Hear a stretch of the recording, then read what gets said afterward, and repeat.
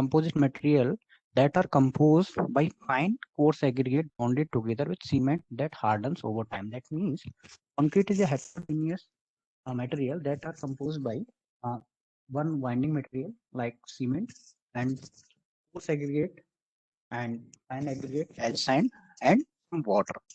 After some time, when we are blended these mix and added water, then it gains some strength after over some time and harden over the time. जैसे जैसे अपना time निकलता जाएगा concrete क्या हो जाएगी, hard होती हुई चली जाएगी। सबसे पहले अपन कंक्रीट की रिप्रेजेंटेशन की बात करते हैं। कंक्रीट को कैसे रिप्रेजेंट करते हैं? कोई भी अपन ने मिक्स प्रिपेयर किया है जिसके अंदर बाइंडिंग मटेरियल सीमेंट हो गया, फाइन एग्रीगेट हो गया, कोर्स एग्रीगेट हो गया और वाटर हो गया। इसके अलावा कुछ एडमिक्सचर भी अपन इसके अंदर मिक्स करते हैं, वो अपन आगे डिस्कस करेंगे कि कौन सी कंक्रीट की प्रॉपर्टीज एंड क्वालिटीज को इंप्रूव करने के लिए जो अपन जो भी मटेरियल इसके अंतर्गत जा रहे हैं। तो सबसे यदि में मिक्स रिप्रेजेंटेशन की अपन बात करते हैं, मिक्स रिप्रेजेंटेशन जैसे अपने कोई भी कंक्रीट का ग्रेड हुआ, जैसे कि M5 हुआ, तो that means M4 mix and 5 is the characteristic strength of the concrete after 28 days. Let's जैसे कि अपन ने कोई भी अपन कंक्रीट की टेस्टिंग कर रहे हैं, कंप्रेसिव टेस्टिंग मशीन के अंदर टेस्टिंग कर रहे हैं। टेस्टिंग के अंदर अपन ने जो स्टैंडर्ड क्यूब होता है 150 mm बाई 150 mm का, वही क्यूब को कास्ट किया और उसकी अपन स्ट्रेंथ चेक कर रहे हैं आफ्टर 28 डेज बाद। characteristic strength क्या होगी? The characteristic and the strength that are the cubes are not exceeding 5% expected to fail at that particular strength. यानी कि 5% से ज्यादा जो क्यूब है उस स्ट्रेंथ से कम के ऊपर क्यूब नहीं होने चाहिए। यानी कि 95 की स्ट्रेंथ है वो उस करेक्टिव स्ट्रेंथ से ज्यादा होनी चाहिए। जो स्ट्रेंथ पाएगी 28 डेज बाद उसको अपन कंसीडर कर लेंगे एज ए एफसी के करेक्टरिस्टिक स्ट्रेंथ ऑफ कॉन्क्रीट। तो जैसे ही अपन मिक्स का अपने लिखा है, जैसे कि M10 लिख दिया, तो M10 का मतलब क्या हो गया यहाँ पे कि M4 मिक्स है और उसकी 28 डेज बाद जो कंप्रेसिव स्ट्रेंथ है वो क्या होगी, 10 न्यूटन पर mm स्क्वायर होगी। ठीक है। अब ये जो अपने यहाँ पर भी यहाँ रेशियो जो दिख रहा है, ये रेशियो जो प्रोपोर्शन जो दिख रहा है, इसके अंदर क्या है, 1 part of cement, 5 part of fine aggregate and 10 part of coarse aggregate. तो फाइन एग्रीगेट के अंदर अपन क्या कंसीडर करके चलते हैं, मेनली सैंड को कंसीडर करते हैं और कोर्स एग्रीगेट के अंदर अपन एग्रीगेट्स को कंसीडर करते हैं जिनकी साइज 4.75 mm से ग्रेटर हो। ठीक है। M5 की रेशियो की बात करूँ तो 1:5:10 हो गया। M7.5 की अपन बात करते हैं तो 1:4:8 हो गया। M10 की बात करते हैं 1:3:6 हो गया। M15 की बात करते हैं तो 1:2:4 हो गया। इसी तरह से M15 तक अपन जाते हैं तो 1:1:2 हो जाता है। इसके अलावा यदि अपन को हायर स्ट्रेंथ कंक्रीट अगर अपन को डिजाइन करनी है या फिर अपन को मैन्युफैक्चर करनी है, तो उस केस के अंतर्गत जो कंक्रीट होगी उसको अपन क्या बोलते हैं, मिक्स कंक्रीट, डिजाइन कंक्रीट। तो उसके लिए अपन अलग से कोड आता है अपने, जैसे कि 10-1026, उस कोड के अकॉर्डिंग अपन हायर स्ट्रेंथ की कंक्रीट को डिजाइन करते हैं कि क्या अपन को वाटर सीमेंट रिसोर्स के अंतर्गत मेजर करके चलना है। तो रेशियो को ना अपन प्रोपोर्शन है वो वहां से अपन मिक्स डिजाइन से निकालते हैं। ये तो अपनी क्या होगी, स्टैंडर्ड कंक्रीट होगी जिसका अपन डायरेक्ट प्रोपोर्शन के अकॉर्डिंग अपन रेशियो ले लेते हैं। फिर इस रेशियो के अंतर्गत आप इनको वाइंडिंग मटेरियल को, फाइन एग्रीगेट को, कोर्स एग्रीगेट को इसके अंतर्गत मिक्स कर दो और अपन को इस डिजायर्ड स्ट्रेंथ की कंक्रीट अपन को मिल जाएगी। ठीक है। उसके बाद अपन जब बात करते हैं इसकी प्रॉपर्टीज के बारे में, बात करते हैं कंक्रीट की प्रॉपर्टीज के बारे में, तो कंक्रीट के देखो दो तरह की प्रॉपर्टीज होती है। एक तो होती है अपनी फ्रेश कंक्रीट और एक होती है अपनी हार्डन कंक्रीट। तो फ्रेश कंक्रीट मतलब क्या हो गया कि रिसेंटली अपन ने क्या किया है, कंक्रीट को मिक्स किया है और वो अभी स्ट्रेंथ गेन करना स्टार्ट नहीं किया है। ठीक है। यानी प्लास्टिक कंक्रीट मतलब क्या हो गया, ऐसी कंक्रीट जो किसी भी डिजायर शेप के अंदर अपन उसको क्या कर सकते हैं, कन्वर्ट उसको कर सकते हैं। तो वो कंक्रीट अपनी क्या कहलाएगी भाई, प्लास्टिक स्टेट के अंदर। यानी अभी भी किसी मोल्ड के अंदर आप उसको डाल दो तो उसी मोल्ड की जो शेप वो गेन कर लेगी। ये तो अपनी होती है प्लास्टिक कंक्रीट। फिर जैसे जैसे टाइम पास होता रहता है, जैसे अपन ने सीमेंट के बारे में पढ़ा था कि उसकी इनिशियल सेटिंग और फाइनल सेटिंग टाइम होती है। तो इनिशियल सेटिंग के बाद में जो स्ट्रेंथ है वो अपना क्या मतलब है, एक प्लास्टिसिटी को लूज करना स्टार्ट कर देती है। ठीक है। यानी कि हार्ड स्टेट के अंदर आने कन्वर्ट होने लग जाती है, प्लास्टिसिटी को फर्मनेस क्या होती है, लूज होने लग जाती है। ठीक है। फिर फाइनली जैसे मान लीजिए अपन स्ट्रेंथ अपनी पूरी स्ट्रेंथ गेन कर ली, फाइनल सेटिंग टाइम जो अपना सीमेंट का था 10 आवर्स हो गया। ठीक है। उसके बाद कंक्रीट क्या हो जाता है, अपनी पूर्ण शेप में ले जाते हैं, उसको दूसरी शेप में यदि आप कन्वर्ट करोगे तो अपनी पूरी तरह से स्ट्रेंथ को लूज कर देगी। ये हमेशा अपन को याद रखना चाहिए कि फ्रेश कंक्रीट और हार्डन कंक्रीट की कौन कौन सी प्रॉपर्टी उसके बारे में अपन पढ़ते हैं। जैसे अपन फ्रेश फर्स्ट ऑफ ऑल बात करते हैं फ्रेश कंक्रीट के अंदर। तो फ्रेश कंक्रीट के अंदर सबसे पहले अपन चेक करते हैं वर्केबिलिटी चेक करते हैं। फ्रेश कंक्रीट के अंदर अपन क्या चेक करते हैं सबसे पहले भाई, वर्केबिलिटी। इसके अलावा अपन सेग्रीगेशन चेक कर सकते हैं, कंक्रीट अपनी सेग्रीगेट नहीं हो रही है, ब्लीडिंग तो उसके अंदर नहीं हो रही है। ठीक है। तो ये सारी जो प्रॉपर्टी जो अपन प्लास्टिक स्ट्रीट के अंदर चेक करते हैं। उसके बाद जो अपन बात करते हैं हार्डन कंक्रीट के अंदर स्ट्रेंथ की बात करें तो अपन स्ट्रेंथ क्राइटेरिया के अंदर जैसे कंप्रेसिव स्ट्रेंथ हो गया अपना, टेंसाइल स्ट्रेंथ हो गया, बेंडिंग फ्लेक्सुरल स्ट्रेंथ हो गया, स्प्लिट टेंसाइल स्ट्रेंथ हो गया, तो ये सारी अपन उस केस में भी चेक कर सकते हैं। उसके बाद थर्ड की स्टेज आती है, उसके अंदर अपन क्या करते हैं, एनडीटी टेस्ट करते हैं। क्या करते हैं भाई?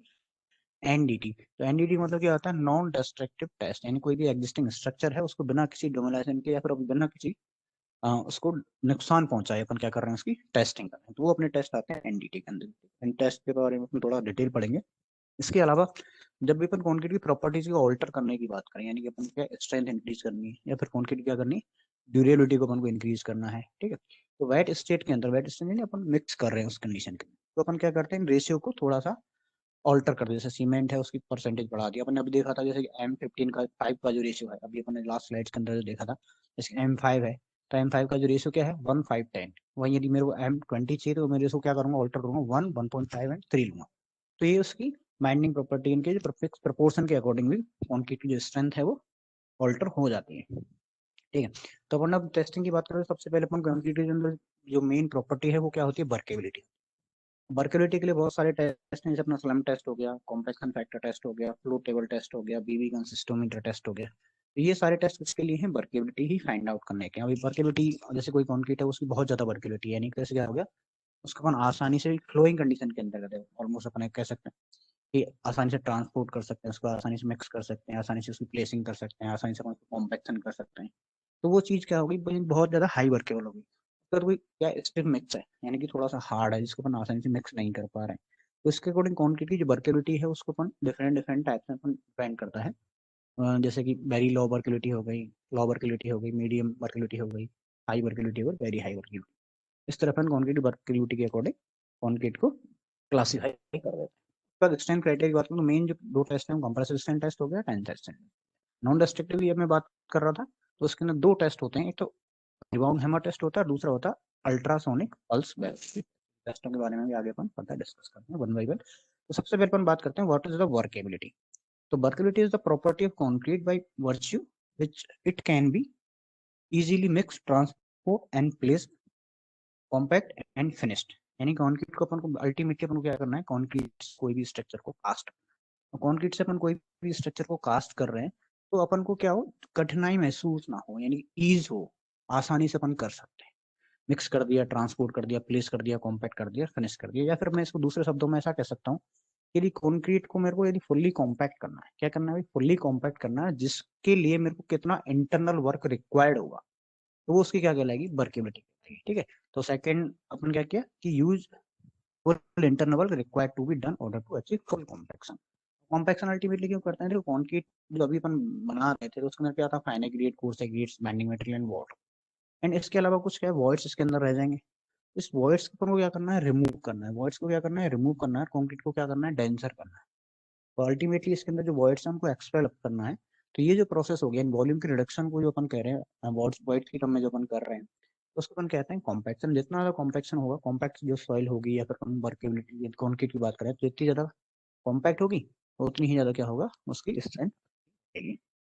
तो कोई भी कंक्रीट है उसको फुल्ली कॉम्पैक्ट करना है, तो अब ये डिपेंड करता है कि कितना एफर्ट लगा रहे हैं उसको फुल कॉम्पैक्ट करने के लिए, या फिर अपन बात करें कि कितना अपन वाटर उसके अंतर्गत यूज।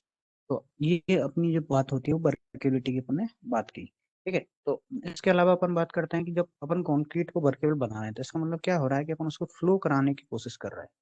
क्या कर रहे हैं भाई, आसानी से उसको एक जगह से दूसरी जगह ट्रांसपोर्ट किया, प्लेस किया, तो फ्लो कराने की कोशिश कर रहे हैं।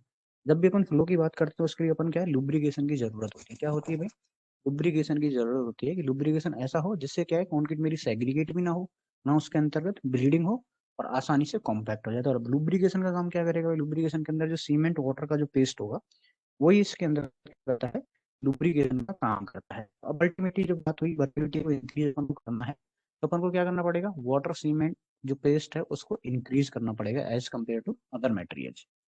अब डिपेंडेंसी की जब हम बात करेंगे तो वाटर को इंक्रीज करना है उस फिक्स कंटेंट के अंतर्गत अल्टीमेटली। तो अल्टीमेटली जब अपन को इसके अंदर वाटर कंटेंट को इंक्रीज करना है with respect to cement also, तो अपन कह सकते हैं कि वाटर सीमेंट रेशियो को ही इंक्रीज करना है। सीमेंट के अंतर्गत यदि अपन को वर्केबिलिटी कंटेंट में वर्केबिलिटी बढ़ानी है तो सीमेंट और वाटर कंटेंट को अपन इंक्रीज करेंगे। वर्केबिलिटी हो जाएगी। उसके बाद जब मैं बात करता हूँ इसकी फैक्टर्स कौन कौन से हैं जिसकी वजह से मैं वर्केबिलिटी को बढ़ा सकता हूँ या फिर मैं कम कर सकता हूँ। देखो अभी तक अपन ने जो बात करी कि कंक्रीट के अंदर होता क्या है, एक बाइंडिंग मटेरियल जो सीमेंट हो गया, फाइन एग्रीगेट हो गया, कोर्स एग्रीगेट हो गया, वाटर हो गया। इसके अलावा तो फिफ्थ जो पोर्शन जो होता है वो होता है एडमिक्सचर्स का। ठीक है, एडमिक्सचर्स भी क्या, इनका इंपॉर्टेंट रोल है, वो भी अपन पढ़ेंगे। तो सबसे पहले डिपेंडेंसी की मैं जब बात कर रहा हूँ तो फर्स्ट जो आता है वाटर कंटेंट। देखो अल्टीमेटली कंक्रीट के अंदर अपने वाटर कंटेंट इंक्रीज किया, उससे उसकी वर्केबिलिटी नहीं बढ़ेगी, इससे कोई इफेक्ट नहीं होगा। बट सीमेंट के कंपैरिजन में यदि अपने वाटर को इंक्रीज किया, यानी कि सीमेंट और वाटर के रेशियो की मैं बात करूं तो उसको अपन कहते हैं वाटर सीमेंट रेशियो। ठीक है, तो जैसे जैसे मैं वाटर सीमेंट रेशियो की वैल्यू इंक्रीज करूंगा, ठीक है, पानी की मात्रा में इंक्रीज कर रहा हूँ, तो उसकी वर्केबिलिटी क्या हो जाएगी, इंक्रीज होने लग जाएगी। सेम फिक्स प्रोपोर्शन के अंदर वाटर सीमेंट रेशियो को मैं यदि इंक्रीज करता जा रहा हूँ तो उसकी वर्केबिलिटी क्या हो जाएगी, इंक्रीज हो जाएगी। लेकिन इसके साथ साथ जितना ज्यादा अपन वाटर सीमेंट रेशियो को इंक्रीज करेंगे उसकी स्ट्रेंथ क्या होने लग जाएगी भाई, रिड्यूस होने लग जाएगी। ठीक है, तो वाटर सीमेंट रेशियो से वर्केबिलिटी तो बढ़ती है बट उसकी स्ट्रेंथ क्या होने लग जाती है, रिड्यूस होने लग जाती है। एक फैक्टर तो ये हो गया। सेकंड फैक्टर की बात करूं, एग्रीगेट सीमेंट रेशियो। ठीक है, एग्रीगेट और सीमेंट का रेशियो में बात करूं, जैसे अपन बात कर रहे थे 1:2:4 का, तो इसके अंदर टोटल जो एग्रीगेट है उसका सीमेंट के साथ में यदि रेशियो देखो तो जितना ज्यादा अपना क्या होगा, एग्रीगेट होगा, ठीक है, हायर कंटेंट होगा एग्रीगेट का, एग्रीगेट सीमेंट रेशियो का, उस कॉन्क्रीट को अपन क्या कहते हैं, लीन कॉन्क्रीट कहते हैं। क्या बोलते हैं भाई, लीन कॉन्क्रीट है। लीन कॉन्क्रीट के अंदर एग्रीगेट ज्यादा है, सीमेंट कम है। तो लीन कंक्रीट के अंतर्गत जो वर्केबिलिटी हो क्या होती जाती है, रिड्यूस होती जाती है। यदि क्वांटिटी अपन एग्रीगेट की बढ़ा रहे हैं एज कम्पेयर टू सीमेंट, तो कंक्रीट क्या होगी, मेरी लीन होगी, साथ साथ ही उसकी वर्केबिलिटी क्या हो जाएगी, रिड्यूस होती हुई चली जाएगी। तो वहीं यदि मेरे को तो क्यों अब कम क्यों हो रही है, ये सीधी सी बात है, आपने एग्रीगेट की क्या कर दी, क्वांटिटी ज्यादा कर दी, एग्रीगेट की क्वांटिटी को तो अपन ने मैक्सिमम कर दिया। अब कंक्रीट के अंदर वर्केबिलिटी किसकी वजह से आती है भाई, लुब्रिकेशन की वजह से आती है। और लुब्रिकेशन में क्या होता है, सीमेंट और वाटर का पेस्ट होता है। तो सीमेंट वाटर पेस्ट क्या हो गया, कम हो गया एज कम्पेयर टू एग्रीगेट, तो उसकी वर्केबिलिटी क्या हो जाती है, डिक्रीज, क्योंकि उसके अंदर लुब्रिकेशन के अंदर का मटेरियल अवेलेबल अपने पास नहीं रहता है। तो इसके इसके अंदर की वर्केबिलिटी अपन इंक्रीज करनी है तो अपन क्या करेंगे, एग्रीगेट सीमेंट रेशियो को कम कर देंगे। एग्रीगेट सीमेंट रेशियो को यदि कम करेंगे तो जो क्वांटिटी होगी वो अपना क्या होगा, मिक्स रिचर मैक्स कहलाएगा। क्या कहलाएगा, रिचर मिक्स कहलाएगा, और उसकी वर्केबिलिटी हायर होती है as compare to leaner quantity. फिर नेक्स्ट अपन बात करते हैं थर्ड डिपेंडेंसी है शेप ऑफ एग्रीगेट। एग्रीगेट की शेप कैसी है, देखो एग्रीगेट की शेप अपन बात करते हैं, को बहुत से एग्रीगेट हैं जो अपन रिवर बेड से अपन को फाइंड आउट होते हैं, तो कैसे होते हैं, राउंडेड होते हैं। ठीक है, वहीं अपन ये क्रस्ट करके अपन एग्रीगेट को लेते हैं, वो क्या होते हैं, एंगुलर होते हैं, फिर क्यूबिकल होते हैं, फ्लैकी या एलोंगेटेड होंगे। ठीक है, बहुत ज्यादा पतले होंगे या फिर बहुत ज्यादा लंबे होंगे या फिर उसके शार्प कॉर्नर्स के अंतर्गत होंगे, क्यूबिकल। तो जब भी अपन बात करें, हम देखो फ्लो करवाना है तो राउंड जो चीज होगी वो क्या होगी, आसानी से फ्लो करेगी, यानी कि फ्लो को रेजिस्ट कम करेगी। तो सीधा सा कंसेप्ट यहाँ होता है कि जितने ज्यादा एग्रीगेट अपने राउंडेड शेप के होंगे उतनी ही ज्यादा क्या होगी उसकी वर्केबिलिटी कौन होगी। ये भी ठीक है। नेक्स्ट अपन फैक्टर की बात करते हैं, वो आता है टेक्सचर ऑफ एग्रीगेट। तो एग्रीगेट टेक्सचर की बात करें, एक तो स्मूथ सरफेस हो, एक हार्ड सरफेस हो। तो लुब्रिकेशन किसके अंदर कम रिक्वायरमेंट होगा भाई, यदि स्मूथ सरफेस है तो इजीली फ्लो हो जाता है। तो इसलिए जितना ज्यादा एग्रीगेट की क्या होगी, स्मूथ सरफेस होगी, तो जो लुब्रिकेशन जो पेस्ट है उसको भी कम यूज करेगा और वर्केबिलिटी उसकी क्या रहेगी, हायर रहेगी। नेक्स्ट अपन बात करते हैं साइज ऑफ एग्रीगेट, यानी एग्रीगेट का साइज। देखो अभी अपन ने पहला जो देखा था एग्रीगेट सीमेंट रेशियो था, यानी क्वांटिटी देखी थी। ठीक है, अभी मैं बात कर रहा हूँ साइज की। तो जितना अब देखो, कोई भी अपन कंक्रीट की बात करते हैं, मान लिया कि ये अपन को 15 kg एग्रीगेट चाहिए। ठीक है, 15 एग्रीगेट में अपन क्या, एक तो लार्जर साइज के पार्टिकल अपन यूज कर रहे हैं, ठीक है, एक अपन क्या कर रहे हैं, स्मॉलर साइज के एग्रीगेट यूज कर रहे हैं, वेट दोनों का ही सेम है। तो अपन को पता है कि छोटे एग्रीगेट यदि अपन यूज करें तो उनका जो टोटल सरफेस एरिया होगा वो क्या रहेगा, हायर रहेगा as compare to coarser aggregate. तो अब अपने पास जो कवर करना है, इसके टोटल सरफेस एरिया को जो कवर करवाना है, किससे करवाना है, सीमेंट पेस्ट से। ठीक है, यानी लुब्रिकेशन के लिए तो वही अवेलेबल अपने पास। तो किसके अंदर कम रिक्वायरमेंट होगी, तो भाई कोर्सर एग्रीगेट होंगे तो उसके अंदर पेस्ट की रिक्वायरमेंट कम होगी, इसका मतलब क्या होगा, उसकी वर्केबिलिटी हायर रहेगी। जब भी अपन लार्जर साइज के एग्रीगेट यूज करेंगे तो कॉन्क्रीट का जो मिक्स है वो क्या रहेगा, हाईली वर्केबल रहेगा। और यदि अपन को उस फाइन एग्रीगेट की अपन बात कर रहे हैं तो जो मिक्स रहेगा वो क्या रहेगा, फाइनर वाला, लेस वर्केबल या फिर लो वर्केबल के अंतर्गत जो सैंपल रहेंगे। उसके बाद यदि मैं बात कर लेता हूँ ग्रेडिंग की। ग्रेडिंग क्या होता है, देखो एग्रीगेट जो अपन यूज करते हैं उसकी ग्रेडिंग अपन डिपेंड करते हैं उसकी पार्टिकल साइज के अकॉर्डिंग। कोई भी एग्रीगेट है उसके पास आपके पास डिफरेंट डिफरेंट टाइप का पार्टिकल अवेलेबल है, 5 mm का है, 5.10 mm का है, 12.5 का है, 20 mm का एग्रीगेट, यानी हर एक साइज का एग्रीगेट आपके पास अवेलेबल है। तो उस एग्रीगेट को अपन कहते हैं वेल ग्रेडेड। क्या बोलेंगे भाई? वेल ग्रेडेड, यानी कि हर एक शेप का बस एग्रीगेट अवेलेबल है। दूसरा होता है कि अपने पास पर्टिकुलर एक ही साइज का एग्रीगेट अवेलेबल, मान लिया कि अपने पास 12.5 का एग्रीगेट, टोटल एग्रीगेट वही साइज के हैं, या फिर अपन बोला 4.75 mm के हैं, या फिर 20 mm की, यानी पर्टिकुलर एक साइज के हैं, या फिर कोई पर्टिकुलर साइज उसमें से मिसिंग है, तो उसको अपन कहते हैं पुअरली ग्रेडेड। ठीक है, ये सॉइल के अंदर अपन डिटेल में डिस्कस करते हैं वो वेल ग्रेडेड पुअरली ग्रेडेड क्या होता है। ठीक है, तो अपन वेल ग्रेडेड बात करें, यानी हर एक साइज का एग्रीगेट है अपने पास अवेलेबल है। तो इस तरह का जो एग्रीगेट अपन यदि यूज कर रहे हैं, इस तरह का ग्रेडेड एग्रीगेट यूज अपन कर रहे हैं, तो कंक्रीट की वर्टिलिटी क्या रहती है? हाई रहती है, क्योंकि इसके अंदर क्या होगी? कॉम्पैक्टनेस है वो ज्यादा रहेगी। क्यों रहेगी? भाई लार्ज पार्टिकल है, उनके बीच में स्मॉल वॉइड्स होंगे, इस वॉइड्स के अंदर स्मॉल स्मॉल पार्टिकल्स है। तो नेक्स्ट अपन बात करते हैं जो एडमिक्सचर्स की। तो एडमिक्सचर्स क्या होते हैं? कंक्रीट के अंतर्गत बाइंडिंग मटेरियल और एग्रीगेट और वाटर को छोड़ दिया है, जो भी एडमिक्सचर्स यानी कि अन्य पदार्थ या फिर जो भी मटेरियल के अंदर मिक्स किया जाता है, तो वो क्या कहलाते हैं? एडमिक्सचर्स कहलाते हैं। इसलिए मैं यूज करूँ, अब एडमिक्सचर में अपन पढ़ेंगे कि कुछ एसिलेटर होते हैं, यानी कि जो सीमेंट की हीट ऑफ हाइड्रेशन मतलब रेट ऑफ हाइड्रेशन को बढ़ा देते हैं, या फिर कुछ ऐसे होंगे जो कंक्रीट को जल्दी सेट नहीं होने से रिटार्डर हो गए, या फिर कुछ ऐसे होंगे जो एयर एंट्रेनिंग का काम करते हैं, उसमें वॉइस जनरेट करते हैं, या फिर कुछ ऐसे होंगे जो प्लास्टिसाइजर। प्लास्टिसाइजर मतलब क्या हो गया? अब देखो अपन ने जो फर्स्ट जो इफेक्ट देखा था वाटर सीमेंट रेशियो का, तो जितना ज्यादा वाटर सीमेंट रेशियो कर रहे थे इंक्रीज, तो वर्केबिलिटी तो इंक्रीज हो रही थी, बट स्ट्रेंथ रिड्यूस हो रही है। लेकिन अपन क्या चाहते हैं कि उनकी अपनी वर्केबल भी रहे और स्ट्रेंथ भी रिड्यूस ना हो, तो इसलिए अपन यूज करते हैं प्लास्टिसाइजर और सुपर प्लास्टिसाइजर।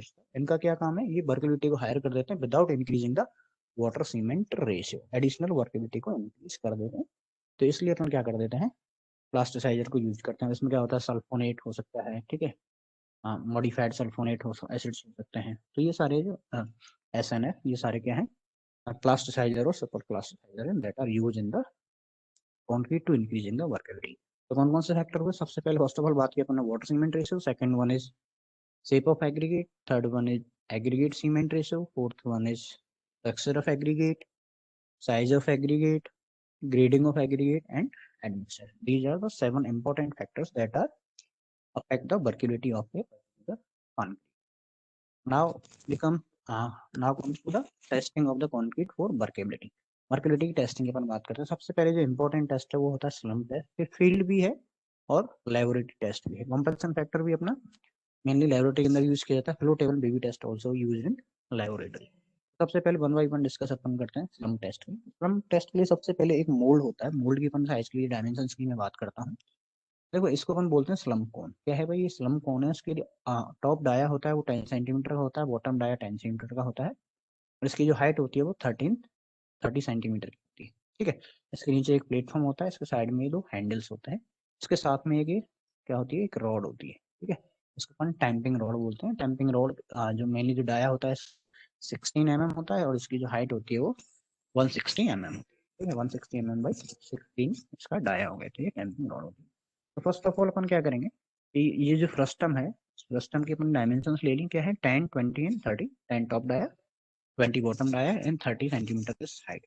तो कंक्रीट को अपन इसके अंदर फिल करेंगे, और मेनली इसको अपन 4 लेयर्स के अंदर फिल करेंगे, यानी कि 1/4 अपन इसको फिल किया। उसके बाद स्टैंपिंग रॉड की हेल्प से अपन ने क्या किया? 25 टाइम्स इसको अपन ने टेम्पर किया। ठीक है, 24 टाइम्स अपन, सॉरी 25 टाइम्स अपन ने क्या किया? इसको टेम्पर किया थोरोली द पूरे एरिया के अंदर अपन ने इसको टेम्पर। उसके बाद सेकंड 1/4 पोर्शन को अपन ने फिल किया। उसके बाद 25 टाइम्स इसको हमने टैंपिंग। इस तरह से अपन पूरा टैंपिंग करेंगे, और लास्ट में अपन इसको क्या करेंगे? ऊपर से कट कर लेंगे। ठीक है, कट करने के बाद में अपन ये जो हैंडल्स की हेल्प से अपन क्या करेंगे? मोल्ड को ऊपर की तरफ रिमूव करेंगे। ठीक है, लिफ्ट करेंगे अपन इसको, कस्टम को अपन रिमूव करेंगे। कस्टम को रिमूव करने के बाद अपन देखो इस तरह का शेप बनेगा इसका। ठीक है, और ये क्या होगा? जितना इसका जो ऊपर का जो लेवल था उससे क्या हो जाएगा? डाउन हो जाएगा। तो ये जो वैल्यू है इसकी, टॉप जो फ्रस्टम को मैंने इसके इक्वल में रखा, और इसकी देखा जो डायमेंशन के अंदर जो चेंज हुआ है, कितना ये डेप्थ में नीचे की तरफ गया, तो ये जो वैल्यू होती है उसकी क्या कहलाती है? स्लम्प वैल्यू कहलाती है। टॉप लेवल से कितना कॉन्क्रीट हुआ है, नीचे की तरफ सेटल हुआ है। ठीक है, अपर डायरेक्शन के अंदर, तो ये इसका क्या कहलाता है भाई? स्लम्प वैल्यू कहलाता है। ठीक है, तो higher value the slump more the workability. जितना ज्यादा उसको डाउन हो गया, अल्टीमेटली क्या होगा? फ्लो करने की कंडीशन में है तो वो नीचे की तरफ डाउन होता हुआ जा रहा है। तो जितना ज्यादा वैल्यू स्लम्प का होगा, तो वर्केबिलिटी उसकी उतनी ही ज्यादा होगी। This test not suitable for concrete which possess very high workability और वेरी लो वर्केबिलिटी। अब या तो ये कंक्रीट का जो स्लम्प है पूरी तरह से क्या हो गया, मतलब इसके अंदर कोई चेंज ही नहीं हुआ, ठीक है, तो उसके लिए भी एप्लीकेबल नहीं है। या फिर कंक्रीट का स्लम पूरी तरह से कोलैप्स हो गया, ठीक है, तो उसके लिए भी ये टेस्ट सुटेबल नहीं है। तो बोथ केसेस के अंदर जब अपन की वर्किबिलिटी या तो बहुत ज्यादा हाई हो या फिर बहुत ज्यादा कम हो, इन दोनों केसेस के अंदर ये टेस्ट सुटेबल नहीं है। और इसके अंदर जैसे ट्रू स्लम्प होता है, जिसके अंदर फिक्स स्लम्प होता है, एक दिन सडनली फेल हो जाता है, एक साइड फेल हो गया तो शियर फेलियर हो जाता है, ठीक है। और जो एकदम से फेल हो उसको कोलैप्सिबल स्लम्प बोल देते हैं। सेकंड टेस्ट की अपन बात करते हैं, वो होता है अपना compaction factor test. Second test is compaction factor. इसके अंतर्गत 3 हुपर्स अपन यूज लेते हैं, ठीक है, एक अपर हुपर, लोअर हुपर और सिलेंड्रिकल एक मोल्ड होता है, नीचे एक बेस होता है। फर्स्ट ऑफ ऑल अपन क्या करेंगे, एक मिक्स प्रिपेयर करेंगे। मिक्स प्रिपेयर को अपन सबसे पहले फर्स्ट ऊपर के अंतर्गत फिल करेंगे और यहाँ पे अपन इस जो वॉल्व है इसको क्लोज रखेंगे। आफ्टर दैट ये जो अरेंजमेंट है, इस वॉल्व को अपन ओपन करेंगे, नीचे वाले को क्लोज कर देंगे, तो ये कॉन्क्रीट यहाँ से यहाँ के ऊपर फॉल डाउन करेगी। उसके बाद सिलेंड्रिकल पोर्शन फॉल डाउन। तो इस फिनोमेना के अंतर्गत जो कॉन्क्रीट है वो क्या होती है, कॉम्पैक्ट होती है, ठीक है। कॉन्क्रीट क्या होती है, कॉम्पैक्ट होती है, और मान के चलते हैं कि पार्शियली कॉम्पैक्ट। तो ये टेस्ट कहाँ यूज करेंगे, जब वेरी लो कॉन्क्रीट यूज हो और जहाँ पर स्लम टेस्ट अपना यूज नहीं आ। मेनली जो प्रिंसिपल है किसके ऊपर डिपेंड है, डिग्री ऑफ कॉम्पैक्शन के ऊपर डिपेंडेंट है। अपन ऊपर से यदि इसको कॉन्क्रीट ऊपर से की तरफ नीचे डाउन करते जा रहे हैं, अपर ऊपर से लोअर ऊपर, लोअर ऊपर से सिलेंड्रिकल पोर्शन के अंदर, तो कॉन्क्रीट है वो क्या होगी, पार्शियली कॉम्पैक्ट। अब कॉन्क्रीट की जो कॉम्पैक्ट, अब एक तो ये फर्स्ट कंडीशन होगी इसके अंदर पार्शियली कॉन्क्रीट कॉम्पैक्ट होगी। सेकंड केस में क्या है, सिलेंड्रिकल पोर्शन के अंदर कॉन्क्रीट लेंगे, उसको फुल्ली कॉम्पैक्ट करेंगे, ठीक है। पार्शियली कॉम्पैक्टेड और फुल्ली कॉम्पैक्टेड जो कॉन्क्रीट है, दोनों का अपन क्या देखेंगे, रेशियो देखेंगे, और जो भी वैल्यू आएगी वो उसको अपन क्या कहलाएंगे, कॉम्पैक्टिंग फैक्टर कहलाएगा। तो जितना ज्यादा कॉम्पैक्टिंग फैक्टर की वैल्यू आती है उतनी ही वर्केबिलिटी अपनी क्या होती है, हायर होती है। तो कॉम्पैक्शन फैक्टर जितना ज्यादा रहेगा वर्केबिलिटी हायर रहेगी। और वेट ऑफ सिलेंडर कितना होगा, इसके वन अपॉन इनवर्स के अंतर्गत हो जाता है। अब ये डिग्री ऑफ कॉम्पैक्शन क्या दिखाएगी, उसकी डेंसिटी ऑफ कॉन्क्रीट को। यदि फुल्ली कॉम्पैक्ट कर दिया तो उसकी डेंसिटी सबसे ज्यादा हायर होती है। तो अब यदि रिजल्ट की अपन कंपेरिजन करना चाहें, यदि कोई भी कॉन्क्रीट है यदि वो वेरी लो है, तो वेरी लो के लिए स्लम टेस्ट टेबल है ही नहीं, तो इसके लिए अपन ने वैल्यू कुछ नहीं रखी। जबकि कॉम्पैक्शन फैक्टर की जो वैल्यू है वो इसके लिए वैल्यू जो आती है वेरी लो कॉन्क्रीट के अंतर्गत, वेरी लो वर्केबल कॉन्क्रीट के अंदर 0.78 से लेके 80 के बीच में आती है। और जो वेरी लो वर्केबल कॉन्क्रीट उसको अपन कहाँ यूज करते हैं, रोड कंस्ट्रक्शन के अंतर्गत यूज। इसके लिए टेस्ट कौन सा हो जाएगा, कॉम्पैक्शन फैक्टर टेस्ट हो जाएगा। फिर सेकंड अपन बात करते हैं कि जो कॉन्क्रीट है इसका स्लम की जो वैल्यू है वो डिपेंड मतलब वेरी कर रही है 25 से 50। या फिर कॉम्पैक्शन फैक्टर में यदि टेस्ट करते हैं उसकी जो वैल्यू जो वेरी कर रही है 0.85 से 0.87 के बीच में, तो कॉन्क्रीट क्या कहलाएगी, अपनी लो वर्केबिलिटी कॉन्क्रीट कहलाएगी। और इसको कहाँ यूज करेंगे अपन, लाइट कंस्ट्रक्शन के अंदर अपन इसको करेंगे। सुटेबिलिटी की बात करें दोनों टेस्ट के अंदर, तो स्लम इसके लिए अपन कर लेते हैं। उसके बाद यदि रेंज 50 to 100 के बीच में लाई करती है, फिर कॉम्पैक्शन फैक्टर की जो वैल्यू है 0.92 से 0.935 के बीच में यदि वैल्यू वेरी करती है, तो नॉर्मल कंस्ट्रक्शन के अंदर इस कॉन्क्रीट को अपन यूज करते हैं। और स्लम टेस्ट इसके लिए ज़्यादा मोर सुटेबल रहता है as compare to compaction factor. फिर अपन बात करते हैं हाई वर्केबिलिटी के लिए। तो हाई वर्केबिलिटी कब रहती है, जब इसकी स्लम की जो वैल्यू है वो 100 से 150 के बीच में रहती है। कॉम्पैक्शन फैक्टर की वैल्यू क्या हो जाएगी, 0.95 से 0.96 हो जाएगी। और हैवी कंस्ट्रक्शन के अंदर, यहाँ पे हैवी कंस्ट्रक्शन मतलब क्या हो गया, यहाँ पे रेनफोर्समेंट क्या है, बहुत ज्यादा यूज किया हुआ है, यानी कंजेस्टेड है रेनफोर्समेंट, बहुत ज्यादा सरिये बहुत ज्यादा मात्रा में यूज किए हैं। वहाँ पे जो वाइब्रेशन वगैरह है, जो अपन इजीली नहीं कर पा रहे हैं कॉम्पैक्शन में, वहाँ पे अपन हाई वर्केबिलिटी कॉन्क्रीट यूज किया जाता है। फिर वेरी हाई की बात करें, वेरी हाई के लिए दोनों ही ये टेस्ट हैं ये सुटेबल नहीं है, उसके लिए अपन फ्लो टेबल टेस्ट करते हैं। मेनली जो टर्मी कंस्ट्रक्शन यानी अंडर वाटर जो अपन कॉन्क्रीटिंग करते हैं उसके लिए मेनली इस कॉन्क्रीट को यूज किया जाता है। नेक्स्ट अपन बात करते हैं फ्लो टेबल टेस्ट, ठीक है। तो देखो फ्लो टेबल टेस्ट के अंदर ये एक टेबल है, ठीक है। इसके अंदर ये रोटेटिंग पोर्शन होता है, ठीक है। इसके ऊपर हमने मोल्ड लिया, मोल्ड की साइज की मैं बात करूँ तो उसकी अपर जो डाया होती है वो 17 mm होती है, लोअर है वो 25 mm होती है, और हाइट जो होती है इसकी क्या होती है 12 mm, ठीक है। ये इसके अंदर ये मोल्ड हो गया फ्लो टेबल का। उसके बाद ये फ्लो टेबल हो गई, ब्रास की बनी होती है मेनली, और यहाँ पे एक हैंडल होता है अरेंज, ठीक है। तो सबसे पहले अपन क्या करेंगे, test done for concrete having very high workability. अपन देखा था कि बहुत ज्यादा वर्किलिटी है कॉन्क्रीट है, इसके अंतर्गत अपना स्लम्प और कॉम्पैक्शन फैक्टर सुटेबल नहीं है। तो उस केस के अंदर अपन क्या करते हैं भाई, फ्लो टेबल टेस्ट अपन करते हैं। अब इसके अरेंजमेंट, एपरेटस के अरेंजमेंट में बात करता हूँ तो क्या होता है, एक सर्कुलर टेबल होगा और एक मोल्ड होगा फ्रस्टम के टाइप में। फ्रस्टम मतलब क्या होता है, जिसका टॉप डाया कम होता है, बॉटम डाया ज्यादा होता है, और कुछ हाइट होगी, ठीक है। तो ये डायमेंशन अपन को दे रखेंगे 17 सेंटीमीटर, सॉरी ये एम एम सेंटीमीटर के अंतर्गत है, 17, 25 and 12 centimetre. Mould then place in the table and concrete is tested filled in 2 layer. अब यहाँ अपन स्लम टेस्ट में 4 लेयर के अंदर अपन इसको फिल कर रहे थे, वहाँ 30 सेंटीमीटर थी, तो अब यहाँ यदि हाइट इसकी कितनी है 12 सेंटीमीटर है, तो अपन इसको यहाँ पर 2 लेयर्स के अंदर भी फिल कर देंगे, तो वही कॉम्पैक्ट कर देंगे। फिर अपन अब क्या करेंगे, अब ये जो टेबल है इसको जो हैंडल है, इस हैंडल की हेल्प से अपन क्या करेंगे, इसको ड्रॉप करवाएंगे, कितना 12.5 mm से ड्रॉप करवाएंगे, 15 बार करवाएंगे, 15 सेकंड में, हर सेकंड में एक बार अपन इसको ड्रॉप करवाएंगे। ठीक है, क्या करवाएंगे, ड्रॉप करवाएंगे। तो अब जैसे ही अपन ने सिस्टम को रिमूव किया, तो कॉन्क्रीट को अब अपन करवा रहे हैं, तो क्या होगी, कॉन्क्रीट उसके अंदर नीचे डायरेक्शन के अंदर स्प्रेड होगी। ठीक है, कॉन्क्रीट इस टेबल के ऊपर क्या हो जाएगी, चारों तरफ स्प्रेड हो जाएगी। जैसे मान लीजिए इस यहाँ पे कॉन्क्रीट स्प्रेड होगी, और स्प्रेड होने के बाद मैं क्या करूँगा, 6 डायरेक्शन के अंदर थ्रेड की हेल्प से इसकी एक एवरेज डाया लूंगा, वो कितना इसके अंदर स्प्रेड हुआ है। ठीक है, तो 6 डायरेक्शन के अंदर अपन एक थ्रेड की हेल्प से अपन क्या करेंगे, इसके स्प्रेड कितने डाया तक ये स्प्रेड हो गया, इसको अपन मेजर कर लेंगे, चाहे और उनका एक एवरेज ले लेंगे। ठीक है, तो परसेंटेज को यहाँ से वैल्यू दे देगा, स्प्रेड ऑफ कॉन्क्रीट जितना भी हुआ -25/25 × 100 परसेंटेज फ्लो के अंदर इसकी वैल्यू आ जाएगी फ्लो टेबल टेस्ट। ठीक है, सारी डायमेंशन अपरेटस की यहाँ पे दी हुई है, वैसे इतना इंपॉर्टेंट है नहीं कि डायमेंशन भी आप याद रखो, बट अपन को याद। नेक्स्ट अपन बात करते हैं बीबी टेस्ट। ठीक है, तो बीबी टेस्ट क्या है, वर्केबिलिटी के लिए यूज किया जाता है। इसके अंदर एक मूविंग वर्टिकल रॉड होगी, एक क्लियर प्लास्टिक डिस्क होगी, एक रोटेटिंग अलार्म होगा, स्लम कोन होगा, कंटेनर होगा और एक बीबी टेबल। यानी वही जो बीबी टेबल है उसके ऊपर अपन ने क्या किया, सिलेंड्रिकल मोल्ड लिया, सिलेंड्रिकल मोल्ड के अंदर एक फ्रस्टम लिया, फ्रस्टम के अंतर्गत अपन ने एक फनल की हेल्प से अपन इसको फिल कर दिया। अब इसके अंदर अपन क्या करेंगे कि जो स्लम कोन है, स्लम कोन को रिमूव कर लेंगे, एक रोटेटिंग अलार्म है। तो this test use for concrete low workability, यानी कि जहां बहुत ज्यादा लो वर्केबिलिटी, वेरी हाई के लिए अपना क्या हो गया, फ्लोटेबल हो गया, और वेरी लो के लिए अपन क्या करेंगे, बीबी टेस्ट यूज करेंगे। बाकी मीडियम के लिए तो अपन कॉम्पैक्शन फैक्टर और स्लम टेस्ट भी यूज कर रहे थे। So in this test, mold in the form of thrust and placed inside the cylinder and concrete to tested and filled in the mold that lifted immediately after it filled completely.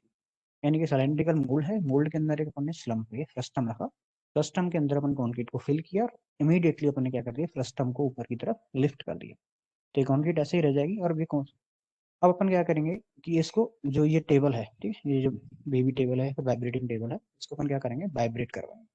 ठीक है, तो जितने second के अंतर्गत इस जो portion है, frustum वाला जो पोर्शन है, ये डिप्रेस होकर सिलेंड्रिकल पोर्शन के अंदर कंक्रीट फिल हो जाएगी। ठीक है, भाई ऊपर का जो पोर्शन उठा हुआ है, ठीक है, वो क्या करेगा, नीचे धीरे धीरे करके सेटल डाउन हो जाएगा, और इसके सिलेंडर के अंदर ये पूरी कंक्रीट क्या हो जाएगी, फिल हो जाएगी। The cylinder then subject to vibration the time required by concrete to assume cylindrical shape. ठीक है, ये जो कंक्रीट है जो फ्रस्टम की शेप में है, वो यदि सिलेंड्रिकल पोर्शन में आने में कितना टाइम लगा रही है, ठीक है, वो टाइम अपना नोट कर लिया जाएगा, वो उसका क्या कहलाएगा भाई, बीबी टाइम, या फिर डिग्री, बीबी डिग्री। ओके, तो ये तो प्रॉपर्टी थी अपनी वर्किलिटी। वर्किलिटी के हमने 4 टेस्ट देख लिए।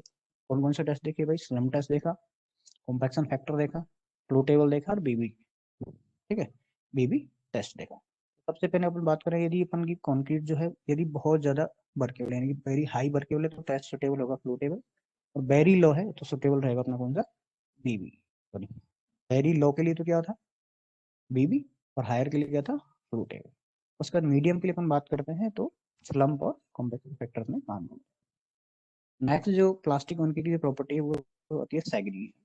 तो मेनली सेग्रीगेशन क्या होता है, segregation can be defined as a separation of constituent materials from the concrete. और कंक्रीट अंदर कौन कौन से कॉन्स्टिट्यूएंट्स भाई, fine aggregate, coarse aggregate, cement and water. तो इनका यदि सेपरेशन हो जाए, मेनली इसमें भी किसका, कोर्स एग्रीगेट का यदि सेपरेशन होता है, इस सेपरेशन को अपन क्या कहते हैं भाई, सेग्रीगेशन ऑफ द कंक्रीट। तो if a sample of concrete exhibit tendency for separation of coarse aggregate from the rest of the grade, then sample is said to be showing the tendency of segregation। तो ये property अपनी क्या हो गई, segregation हो गई। क्या हो गया, कंक्रीट के जो कॉन्स्टिट्यूएंट्स हैं, जिसमें मेनली अपन कोर्स एग्रीगेट की बात करें, वो कंक्रीट से क्या हो गया, अलग हो गया, उसको अपन क्या कहेंगे, segregation of the concrete. Segregation mainly 3 तरह टाइप का होता है। तो coarse aggregate separating out the settling down from the rest of the matrix. अब क्या हुआ, फर्स्ट किसके अंतर्गत, जो कोर्स एग्रीगेट थे, वो मैट्रिक्स से क्या हो गए, नीचे की तरफ सेटल डाउन हो गए। तो इस तरह से जो एक तो ये सेग्रीगेशन और सेकंड हो गया the paste of matrix separating away from the coarse aggregate. यानी कि जो पेस्ट था, यानी सीमेंट वाटर का जो पेस्ट था, वो मैट्रिक्स से सेपरेट होकर कोर्स एग्रीगेट बाहर चले गए। सेकंड केस हो गया। थर्ड केस है water separating out and rest of the material being material of the lowest specific gravity. तो अपने स्पेसिफिक ग्रेविटी जिसकी कम होती है वो क्या होता है, ऊपर रहता है, जिसकी हायर होती है वो नीचे। तो इस तरह से वाटर की ग्रेविटी सबसे कम रहेगी, तो वाटर सबसे ऊपर आ गया, उसके बाद सीमेंट आ गया, इस तरह से स्पेसिफिक ग्रेविटी के अकॉर्डिंग जो कंक्रीट है वो क्या सेपरेटिंग आउट होगा, वो एक डिसएग्रीगेशन का टाइप है। अब अपन को यदि सेग्रीगेशन से बचना है तो अपन को क्या करना होगा? To avoid the segregation, a cohesive mix of concrete may be made by suitable grading, water content, shape and size of aggregate, so that any constant cannot be escape out of the paste. तो क्या करना है? सबसे पहले तो grading of aggregate पर ध्यान रखना है, फिर सेकंड वाटर कंटेंट के ऊपर याद रखना है, एग्रीगेट की शेप कौन सी यूज करनी है, साइज किस साइज के एग्रीगेट अपन को यूज करना है। तो ये सारे जो फैक्टर हैं वो डिपेंडेंस होती है किसके ऊपर? सेग्रीगेशन के, जिससे कोई भी जो कॉन्स्टिट्यूएंट है कंक्रीट का वो सेपरेट आउट ना हो। ठीक है, इस तरह से अपन सेग्रीगेशन को क्या कर सकते हैं? मेंटेन कर सकते हैं। इसके अलावा dropping of concrete from the height in case of placing concrete column concrete will result of segregation. अब अपन के ड्रॉप बहुत ज्यादा ऊपर से, कंक्रीट बहुत ज्यादा ऊपर से अपन यदि गिरा रहे हैं तो अपन क्या होंगे? जो कोर्स एग्रीगेट है भाई वो ज्यादा डिस्टेंस ट्रेवल करेंगे, ज्यादा डिस्टेंस ट्रेवल करेंगे तो वो उससे सेपरेट आउट हो जाएंगे। तो अपन को इसलिए क्या करना है? एक फिक्स लिमिट रखी जाती है, हाँ अबाउट 1 मीटर या फिर 1.5 मीटर, इससे ज्यादा हाइट से अपन कभी भी फॉल नहीं कराते हैं, ड्रॉप नहीं कराते हैं। ठीक है, या फिर कोई भी जो मिक्स है वो बहुत ज्यादा डेडली मिक्स हो, यानी कि बहुत ज्यादा जो कंक्रीट के मिक्सर है उसके अंदर बहुत ज्यादा अपने क्या कर दिया, उसको रोटेट करवा दिया, उससे भी सेग्रीगेशन हो जाता है। उसके लिए फिक्स टाइम होता है, 3 मिनट से कम नहीं होना चाहिए, 4 मिनट से ज्यादा भी नहीं होना चाहिए जो मिक्सिंग टाइम है। वाइब्रेशन भी बहुत ज्यादा अपन को नहीं करना है, वाइब्रेशन भी यदि बहुत ज्यादा अपन ने कर लिया, ड्राई मिक्स कर दिया है, फिर बहुत ज्यादा टू मिक्स हो, मतलब वेट मिक्स हो गया, इसके अंदर वाटर कंटेंट की ज्यादा है तो भी सेग्रीगेशन के चांसेस रहते हैं। इसके अलावा अपन कुछ एडमिक्सचर्स भी सेग्रीगेशन को रिड्यूस करने के लिए डालते हैं, इसको अपन बोलते हैं एयर एंट्रेनिंग एजेंट, जिसके अंदर मेनली रेजेंट्स और एसिड, वेजिटेबल एसिड हो सकते हैं, या फिर क्या होते हैं मेनली रेजेंट्स हो, उसके अंदर यूज करते हैं अपन सेग्रीगेशन को प्रिवेंट करने के लिए। सेकंड जो प्रॉपर्टी आती है वो आती है ब्लीडिंग। तो ब्लीडिंग भी एक तरह से क्या, सेग्रीगेशन का ही पोर्शन है, जिसके अंदर क्या हो रहा है अल्टीमेटली वाटर फ्लो करके जा रहा है। ठीक, तो ब्लीडिंग और वाटर के अंदर particular form of segregation in which some of the water from the concrete comes out and surface of the concrete. इन कंक्रीट के अंदर से जो वाटर है वो क्या हो गया, ऊपर की तरफ आ गया, फ्लो कर गया, तो वो अपना क्या कहलाता है? ब्लीडिंग कहलाता है। और इसमें क्यों होता है? जिसकी ज्यादा लो वर्किलिटी रहेगी वो क्या करेगा? फ्लोट करेगा, और जिसकी हाई वर्किलिटी रहेगी वो क्या करेगा? सेटल डाउन करेगा। तो मेनली ये कहाँ ऑब्जर्व किया जाएगा? जहाँ पे अपने क्या होगी, हाई वेट मिक्स होगा, यानी वाटर कंटेंट ज्यादा होगी तभी तो ऊपर की तरफ आएगा। ठीक है, या फिर सफिशियंट क्वांटिटी को तुमने मिक्स नहीं की, इसके अंतर्गत क्या होगा? ब्लीडिंग होती है। ब्लीडिंग से क्या इफेक्ट होंगे? Due to the bleeding water comes up and along this water certain quantity of cement also comes out of the surface. तो वाटर ऊपर आ रहा है तो वाटर अपने साथ साथ क्या करेगा? सीमेंट पेस्ट को भी ऊपर की तरफ लेके हुआ आएगा और सरफेस पे आके वो जम जाएगा। और इससे क्या होगा? वो ट्रेवल या फ्लोट्स के हेड से जो एग्रीगेट है वो नीचे चले गए और सीमेंट और वाटर ऊपर की तरफ आ गया। तो इस तरह का जो सीमेंट का जो पेस्ट ऊपर सरफेस पे होता है, जो फॉर्म हो जाता है, उसको अपन लेटेंस भी बोलते हैं। क्या बोलते हैं भाई? लेटेंस भी इसको अपन बोलते हैं। और वहीं अपन को भी सरफेस पे हायर वाटर सीमेंट हो गया, नीचे की तरफ क्या हो गया? लेस हो गया। इसकी वजह से क्या होगा? नीचे नीचे की सरफेस में सीमेंट बॉन्डिंग के लिए अवेलेबल नहीं रहेगा, ऊपर ज्यादा रहेगा, तो इसकी वजह से क्या, श्रिंकेज की प्रॉब्लम नहीं रहेगी। वाटर जब ट्रेवल करेगा बॉटम टू टॉप तो क्या करेगा? एक कंटिन्यूस चैनल बन जाएगा, जिससे उसके अंदर क्या होगा? ब्लीडिंग ऑफ चैनल रह जाएगी और अनसेगमेंट डेवलप ऑफ द जेल, तो जेल भी सफिशिएंट मात्रा में जनरल नहीं होगा। हनीकॉम्बिंग स्ट्रक्चर भी हो सकता है, और वाटर में भी अक्यूमुलेट बिलो द एग्रीगेट, वो एग्रीगेट के नीचे ही वाटर फिल हो सकता है वो इसके अंतर्गत। And also reinforcing bar particularly crank bar reduce bond between the reinforced and concrete। अब सफिशिएंट मात्रा में बॉन्डिंग मटेरियल ही नहीं है, क्या अगर रेनफोर्सिंग बार है उनके बीच में और कंक्रीट के बीच में क्या होगी? प्रॉपर बॉन्डिंग भी नहीं है। तो अब इसको रिड्यूस कैसे कर सकते हैं? तो रिड्यूस करने के सबसे पहले तो ये है कि एक प्रॉपर प्रपोर्शन में अपन मिक्स को तैयार करें और कंप्लीट उसकी मिक्सिंग करें। इसके साथ साथ फाइनली डिवाइड पॉइजनिंग मटेरियल को यूज करें ब्लीडिंग को रोकने के लिए।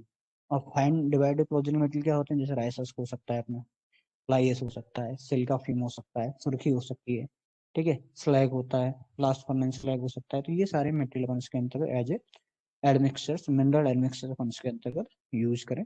इसके अलावा एयर एंटरनिंग एजेंट भी अपन यूज कर सकते हैं, यानी जो भी रीजन जो अपन के जो सेग्रीगेशन से थे, वो सेग्रीगेशन को रिड्यूस करते हैं, वही फैक्टर सारे ब्लीडिंग को भी रिड्यूस करते हैं, क्योंकि ब्लीडिंग भी क्या है? एक तरह से अल्टीमेटली टाइप है किसका? सेग्रीगेशन। तो जितना ज्यादा मिक्स रिच रहेगा उतनी ज्यादा susceptible, less susceptible to the bleeding than lean mix. तो जितना ज्यादा उसके अंदर सीमेंट कंटेंट ज्यादा रहेगा तो क्या होगा? ब्लीडिंग के चांसेस कम होंगे। नेक्स्ट अपन बात करते हैं plastic moulding setting time of the concrete. जब भी अपन सीमेंट की अपन बात करें तो सेटिंग टाइम किससे निकालते हैं? विकेट अपरेटस से निकाल लेते हैं। वहीं कंक्रीट का अपन निकालते हैं पेनिट्रेटोमीटर टेस्ट से। ये भी सेम उसी फिनोमिना के ऊपर काम करता है विकेट अपरेटस के अंदर। उसने सबसे क्या किया? अपन ने एक मोल्ड लिया जिसकी साइज क्या है? 150 mm है, मिनिमम डेप्थ भी 150 mm है। ठीक है। There are 6 penetration needles with bearing areas, different, ये नीडल जो है इसके डिफरेंट डिफरेंट एरियाज रहेंगे भाई, जिसका ज्यादा एरिया है 645, 325, 160, ये डिफरेंट डिफरेंट इसका सरफेस एरिया के क्या रहेंगे, निडल्स रहेंगे, और उस निडल्स को अपन क्या करेंगे इसके अंतर्गत पेनिट्रेट करेंगे। ये डिवाइस होता है जो मेनली इसको यूज किया जाए, यहाँ से फ्री फॉल करवाएंगे, इसके अंदर गेज अपन नापेंगे, गेज अपन को क्या दे देगा अपने इसके पेनिट्रेशन वैल्यू दे देगा। तो device is provide to measure the force required to cause penetration of the needle. सबसे पहले अपन ने क्या किया भाई, सबसे स्मॉल वाली डाया को अपन डाया की निडल लिया 16 mm की, ठीक है। इसके बाद अपन इसको क्या किया, इसके अंदर अपन ने पेनिट्रेट किया। पेनिट्रेट करने के लिए अपन को जितना फोर्स रिक्वायर्ड हुआ वो डायल गेज के अंदर अपन को रीडिंग देगा, इसके अकॉर्डिंग अपन इसकी वैल्यू को कैलिब्रेट। बियरिंग सरफेस एरिया जो है वो निडल का इस कॉन्टेक्ट एरिया के अकॉर्डिंग मोटाई सरफेस पे अटैच किया, उसको फोर्स करेंगे नीचे की तरफ पेनिट्रेट करने के। Now the gradually and uniformly apply vertical downward diameters until the needle penetrate depth up to the 25 plus minus 1.5, जो अपन ने बात कर रहे थे यहाँ पे इस पेनिट्रेशन देख रहे हैं। तो सबसे पहले अपन जो निडल थी इसकी डिफरेंट डिफरेंट साइज की निडल थी, उसको पेनिट्रेट करवाना है, कब तक पेनिट्रेट करवाना है, ऊपर से 25 प्लस माइनस 1.5 में पेनिट्रेट करवाना है। इस पेनिट्रेशन के अंतर्गत अबाउट 10 सेकंड अपन को यूज करनी है, और जो भी फोर्स रिक्वायर्ड होगा 25 पेनिट्रेशन के लिए वो अपन को नोट कर लेना है, टाइम भी नोट कर लेना है, ठीक है। And calculate the penetration resistance dividing the force by the bearing area of the needle, the penetration resistance.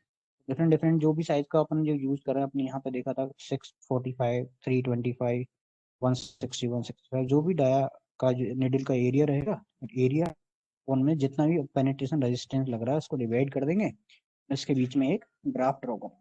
और ग्राफ किस किसके बीच में ड्रॉ करेंगे, penetration resistance as ordinate and elapsed time as, कितना टाइम लग रहा है और कितना उसके अंतर्गत पेनिट्रेशन रेजिस्टेंस उसके ऊपर आ रहा है, ठीक है। तो ये यहाँ पे ग्राफ दिख रहा है आपको पेनिट्रेशन रेजिस्टेंस का और टाइम का। और ये अपन कब तक देखेंगे, अब जिसके अंदर जो लिमिट देखी अपन कहाँ देखनी है भाई, 10 सेकंड्स के अंतर्गत 25 mm पेनिट्रेशन के लिए जो वैल्यूज है यहाँ पे नोट।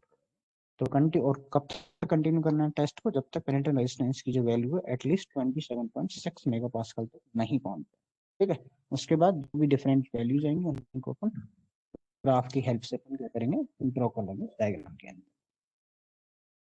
नेक्स्ट अपन बात करते हैं अब process of manufacturing of concrete की मैन्युफैक्चरिंग कैसे की जाती है।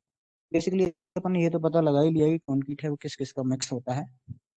इसका मिक्स होता है भाई, बाइंडिंग मटेरियल के अंदर सीमेंट होता है, फाइन एग्रीगेट की टर्म में सैंड होता है, फिर कोर्स एग्रीगेट होता है, वाटर होता है, and some admixtures also be there to be prepare of the good concrete mix. तो सबसे पहले अपन को इंग्रेडिएंट को अपन को बैचिंग करनी है, यानी ब्रिक्स वो हम चूज करना है। उसके बाद ये तो प्रोसेस जो भी बैचिंग कहलाएगी, उसके बाद उनको मिक्स करना है, फिर उसको ट्रांसपोर्ट करना है one place to to place, उसके बाद प्लेसिंग करवानी है, कॉम्पैक्शन करवानी है, क्यूरिंग करवानी है, फाइनली फिनिशिंग अपन को कॉन्क्रीट की करवानी है, ठीक है। तो इसके लिए अपन को डिफरेंट डिफरेंट टाइम के अकॉर्डिंग टेक केयर रखना है, क्योंकि जो कॉन्क्रीट है वो पूरी तरह से सेट भी नहीं होनी चाहिए और ज्यादा टाइम के अंतर्गत भी सेट नहीं होनी चाहिए, limited time according to condition के अकॉर्डिंग यूज करना है, ठीक है। ये मैन्युफैक्चरिंग की स्टेप्स हो गए, याद रखनी, batching, mixing, transporting, placing, compacting, curing and finishing. तो डिस्कस करते हैं वन बाई वन। फर्स्टली अपन बात करते हैं बैचिंग की। तो बैचिंग क्या होता है, measurement of material making concrete known as the batching, these are two method of batching, यानी कि प्रोपोर्शन अपन को मेजर करना है, कितना प्रोपोर्शन में क्या यूज करना है। बैचिंग के मेनली दो मेथड्स होते हैं, एक मेथड तो अपना होता है भाई वॉल्यूम बैचिंग, और दूसरा क्या होता है भाई वेट। तो वॉल्यूम बैचिंग है मेनली इतना अच्छा नहीं माना जाता, it's not a very good technique use batching because of, क्योंकि सैंड के अंतर्गत जैसे ही वाटर ऐड करते हैं, सीमेंट के अंदर जैसे ही मॉइस्चर कंटेंट आता है तो उसका वॉल्यूम इंक्रीज हो जाता है, जिसको अपन क्या कहते हैं भाई बल्किंग ऑफ द सैंड। यदि 5 से 4% अपन ने वाटर सैंड के अंदर ऐड किया तो उसका जो वॉल्यूम है वो 25-30% तक इंक्रीज हो जाता है। तो दैट इस केस के अंदर क्या हो गया भाई, जो सैंड है वो कम क्वांटिटी के अंदर यूज हुआ। तो वॉल्यूम मैचिंग की हम बात करें तो नॉर्मल वर्क जो अपना होता है वहां पर अपन इसको यूज कर लेते हैं, यहाँ जैसे कि लोकल वर्क है। और इस केस के अंदर क्या होगा, एक तो सीमेंट को भी अपन को एक्स्ट्रा यूज करना पड़ता है, अबाउट 10% एक्स्ट्रा सीमेंट अपन को यूज करना पड़ता है। सीमेंट बैग के एरिया में वॉल्यूम की मैं बात कर दूंगा, वॉल्यूम कितना होता है भाई 35 लीटर के समथिंग इसका वॉल्यूम होता है। वेट की बात कर रहे हैं तो 50 kg इसका वेट होता है, ठीक है। तो ये तो अपना क्या हो गया, रफ मैचिंग हो गई। इसके अंदर अपन वॉल्यूम मैचिंग कर रहे हैं स्मॉल स्मॉल कंस्ट्रक्शन पर्पज के लिए। सेकंड जो आता है वेव एचिंग होती है, उसको मोस्ट एक्यूरेट मेथड माना जाता है। इसके अंदर बहुत सारे टाइप के वेव एचर अवेलेबल है मार्केट के अंतर्गत, जो डिफरेंट डिफरेंट साइट्स के अंदर यूज किए जाते हैं, जो आरएमसी ब्रांड के अंदर ही मेनली यूज किए जाते हैं। इसमें अपन अकॉर्डिंग टू वेट प्रपोर्शन को डिसाइड किया जाता है। वहीं सीमेंट जैसे फर्स्ट अपन बात डिसाइड करते हैं अपन सीमेंट कितना लेना है, जैसे 50 kg मेरे को सीमेंट लेना है, तो उसकी डेंसिटी कितनी होती है अपन को पता ही है, 1440 kg/m³ की होती है। स्पेसिफिसिटी की बात करें तो 3.15 के समथिंग इसकी ग्रेविटी होती है। उसी के अकॉर्डिंग अपन फाइन एग्रीगेट और कोर्स एग्रीगेट को भी सुटेबल मात्रा के अंतर्गत यूज करें। सेकंड जो प्रोसेस आती है वो आती है मिक्सिंग। तो कोई भी कंक्रीट है, कंक्रीट अपन ने देखा था कि हेट्रोजीनियस है, इसके अंदर डिफरेंट डिफरेंट मटेरियल्स को अपन यूज करना है, तो इनका सबसे पहले अपन को एक होमोजीनियस मिक्स बनाना जरूरी है। कंक्रीट को क्या करना है भाई, एक होमोजीनियस मिक्स प्रिपेयर इसका करना है। इसके अंदर मिक्सिंग के लिए अपन हैंड मिक्सिंग भी कर सकते हैं और मशीन मिक्सिंग भी कर सकते हैं। अगेन वही, यदि अपना स्मॉल वर्क है तो अपन क्या करते हैं, हैंड मिक्सिंग कर लेंगे, क्योंकि इसके अंदर सफिशियंट मात्रा में अपन को मिक्सिंग भी अपन नहीं कर पाते हैं और उसकी क्वालिटी कंट्रोल नहीं कर पाते हैं। तो इस केस के अंदर ये प्रॉपर मिक्सिंग नहीं होती है, इस वजह से अपन 10% एक्स्ट्रा सीमेंट इसके अंदर यूज करते हैं। ठीक है, वहीं यदि मैं अपनी बात करें अपन मास वर्क के अंतर्गत, यानी कि यहाँ पर अपना स्ट्रक्चर क्या है, काफी लार्ज है, बहुत ज्यादा मोर क्वांटिटी के अंतर्गत कंक्रीट को यूज किया जाता है। तो उस केस में अपन मशीन मिक्सिंग को यूज करते हैं। मशीन मिक्सिंग के अंदर बहुत सारे मेथड्स हैं, कन्वेयर बेल्ट्स भी यूज करते हैं कई जगह। ठीक है, तो मिक्सर है, tilting mixer, non tilting mixer use करते हैं। तो डिफरेंट डिफरेंट के मटेरियल हैं जो मशीन मिक्सिंग से यूज किए जाते हैं। मशीन मिक्सिंग, अब इसके अंदर फिक्स अपन को याद रखना है कि किससे ज्यादा मिक्सिंग नहीं करनी है भाई, 3 मिनट्स से 4 मिनट के बीच तक अपन मिक्सिंग करते हैं, 4 मिनट से ज्यादा भी नहीं करते हैं। तो वही अपन ने जो फर्स्ट पढ़ा था सेग्रीगेशन की प्रॉब्लम उसके अंतर्गत आ जाती है। मशीन मिक्सिंग की अपन बात करी तो 3 टाइप के मिक्सर हो गए, कौन से, टिल्टिंग, नॉन टिल्टिंग और रिवर्सिंग। इसके अलावा मिक्सिंग टाइप की बात करूँ, कोई भी जो कॉन्क्रीट मिक्सर होता है, जो उसकी जो स्पीड होती है वो कितनी होती है, 15 to 20 रिवॉल्यूशन पर मिनट होती है। प्रॉपर मिक्सिंग के लिए अपन को मेनली 25 से लेकर 30 रिवॉल्यूशन रिक्वायर्ड होते हैं। तो अल्टीमेटली टाइम कितना लग गया भाई, 1.5 मिनट से लेकर 2.5 मिनट के बीच में अपन मिक्सिंग टाइम होता है। ठीक है, इसके बाद अब कौन कौन से हो सकते हैं मिक्सिंग टाइम के अंदर का, जो modern high speed pan mixer भी हो सकते हैं, वो क्या होता है, 15 to 30 सेकंड्स के अंतर्गत ही प्रॉपर मिक्स कर। नेक्स्ट अपन बात करते हैं ट्रांसपोर्टिंग। ट्रांसपोर्टिंग क्या होता है कि कोई भी एक स्ट्रक्चर है, अपन कहीं पे भी प्रिपेयर कर रहे हैं, फिर बना रहे, कंस्ट्रक्ट कर रहे हैं, तो ये कोई नेसेसरी नहीं है कि वहाँ पे अपन अपने पास इतना स्पेस अवेलेबल हो जहाँ अपन कंक्रीट मैन्युफैक्चर कर सकते हैं। तो ऐसे केस में अपन क्या करते हैं, कंक्रीट को कहीं दूसरी जगह पर मैन्युफैक्चर करते हैं और जहाँ साइट है वहाँ पर जाके प्लेस कर देते हैं। इसका मोस्ट जो आजकल यूज किया जाता है आरएमसी प्लांट्स का, यानी कि रेडी मिक्स कंक्रीट प्रिपेयर किए जाते हैं। तो रेडी मिक्स कंक्रीट प्लांट से लेके अपन को कहाँ साइट तक ले जानी है, तो ये जो प्रोसेस होगी क्या होगी, ट्रांसपोर्टिंग होगी, 1 प्लेस टू 2 प्लेस। इसके अलावा वर्टिकल डायरेक्शन के अंदर ट्रांसपोर्टेशन करते हैं अपन। ठीक है भाई, अपन को यदि थर्ड फ्लोर के ऊपर कंक्रीटिंग करनी है तो क्या होंगे, ग्राउंड फ्लोर से अपन वहां तक कंक्रीट को लेके जाएंगे, तो ये भी एक ट्रांसपोर्टिंग का मीडियम हो गया। तो डिफरेंट डिफरेंट मेथड हो सकते हैं ट्रांसपोर्टिंग के, जैसे मोटार पेन हो गया जिसके अंदर सिंपली अपन लेके चलते थे, फिर व्हील वेरो, हैंड कार्ट हो सकता है, क्रेन बकेट हो सकते हैं, रोप वे हो सकते हैं, ट्रक मिक्सचर हो सकते हैं, डंपर हो सकते हैं, बेल्ट कन्वेयर हो सकते हैं, इसके वेस्ट हो सकते हैं, ट्रांजिट मिक्सचर हो सकता है, pump and pipeline. So these are the methods that are used to concrete transport from one place to another place in sufficient time. Next आता है अपना प्लेसिंग ऑफ कंक्रीट। प्लेसिंग क्या होगा, आप कंक्रीट को अपने पर्टिकुलर ट्रांसपोर्ट कर दिया उस प्लेस के ऊपर, और वहां पे अपन उसको यूज करना है, प्लेसिंग करवानी है, यानी कास्टिंग करनी है। अल्टीमेटली कंक्रीट कास्टिंग करें, चाहे स्लैब की कास्ट करें, कॉलम कास्ट करें, वहां पे अपन इसको क्या करवानी है भाई, प्लेसिंग करवानी है। तो प्लेसिंग कंक्रीट फाउंडेशन के अंदर, अर्थ मोल्ड के अंदर कर सकते हैं। लार्ज एरिया के अंदर अपन क्या करें, टिम्बर के प्लांक यूज कर लें, शटरिंग के लिए यूज करते हैं, स्टील के कर सकते हैं, एल्यूमिनियम के यूज कर सकते हैं, टेम्बर के यूज कर सकते हैं, अंडर वाटर के अंदर ट्रिमी यूज कर सकते हैं। ठीक है, मेनली इसको क्या याद रखना है भाई, फॉर्म वर्क कौन सा यूज करना है वो डिपेंड करेगा किस प्लेटफॉर्म के ऊपर इसको प्लेस करें भाई। ये रोड के अंदर प्लेस करें अपन क्या ओनली साइड्स के अंदर शटरिंग लगा देते हैं, ये कॉलम के अंदर कर रहे हैं तो क्या वर्टिकल डायरेक्शन के अंदर अपन उसकी शटरिंग लगा देते हैं। तो ये सारा जो अपन टेम्परेरी स्ट्रक्चर जो डेवलप करते हैं उसको अपन क्या कहेंगे, फॉर्म वर्क कहेंगे। फिर उसके बाद अपन बात करते हैं कि फॉर्म वर्क को अपन कितने टाइम बाद रिमूव कर देते हैं, तो ये टाइम क्या कहलाएगा, स्ट्रिपिंग टाइम कहलाता है। तो after how much time formwork to be remove, that time is known as stripping time. अब ये भी डिपेंड डिफरेंट होता है, जैसे वर्टिकल साइड है, कोई कॉलम की जो वर्टिकल साइड है उसको अपन क्या करते हैं 16 to 24 आवर्स के बीच में ही रिमूव कर देते हैं। वहीं यदि बॉटम की बात करूँ, स्लैब का बॉटम है, स्लैब की बॉटम उन्होंने 7 दिन के अंदर रिमूव कर दिया, बीम का बॉलम है 14 दिन के बाद कर दिया। ठीक है, तो इसके अकॉर्डिंग भी आईएस कोड के अंदर इसकी स्ट्रिपिंग वैल्यूज दी हुई है फ्रेमवर्क की। स्ट्रिपिंग टाइम क्या होगा, framework should be remove until the concrete has developed strength at least twice of the stress to which concrete में भी सब्जेक्ट है, यानी जो भी स्ट्रेस कॉन्क्रीट के ऊपर आने वाला है उसका 2/3 उसने गेन कर लिया, तो उसके बाद में अपन क्या कर सकते हैं, कॉन्क्रीट के फॉर्मर को स्ट्रिप टाइम मतलब स्ट्रिप कर सकते हैं, फिर हटा सकते हैं। अब बात करेंगे कौन कौन से फॉर्मर के अपन कितना टाइम फिक्स कर रखा है इस कोड के अकॉर्डिंग। वर्टिकल फॉर्मर का जो कॉलम का है या वॉल का है बीम का है, तो उसके अंतर्गत 16 से 24 घंटे के बाद अपन क्या कर सकते हैं, फॉर्मर को रिमूव कर सकते हैं। वहीं यदि सॉफ्ट फिट या फिर बॉटम फॉर्मर की बात करूँ, ये स्लैब का बॉटम है जहाँ पे अपन ने मतलब फॉर्मर को हटाने के बाद में प्रॉप को रिफिक्स कर देती है तुम तुरंत, तो वो टाइम होगा अपना 3 डे।